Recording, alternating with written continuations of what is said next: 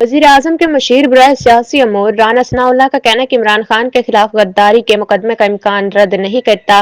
Year Y news کے programme خبر میں رانا ثناء اللہ سے سوال کیا گیا کہ کیا حکومت عمران خان کے خلاف غداری کا مقدمہ چلا سکتی ہے؟ جواب میں انہوں نے کہا کہ عمران خان کے خلاف غداری کے مقدمے کا امکان رد نہیں کرتا۔ بڑے فیصلے ان کے حالیہ ٹویٹ اور بہنوں کے بیانات کے بعد ہوئے ہیں۔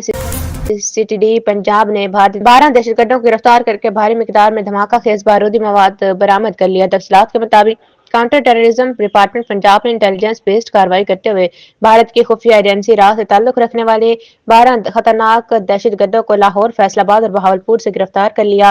دہشت گرد پنجاب میں خوف و ہراس پھیلانے کے ساتھ ساتھ مذہبی منافرت بھی پھیلانا چاہتے تھے۔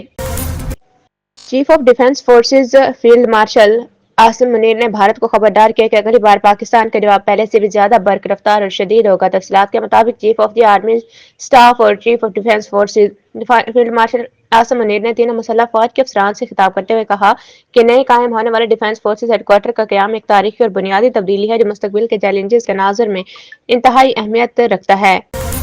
عالمی مالیاتی ادارے IMF کے ایگزیکٹو بورڈ نے پاکستان کے لیے $1.29 ارب کی منظوری دے دی۔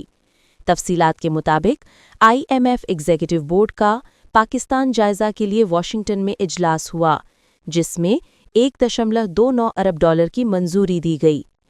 IMF کا کہنا ہے کہ موجودہ قرض پروگرام کے $1.09 ارب کی قسط منظور کی گئی، جبکہ موسمیاتی تبدیلیوں سے متعلق RSF فنڈ کی $20 کروڑ کی پہلی قسط منظور کی گئی۔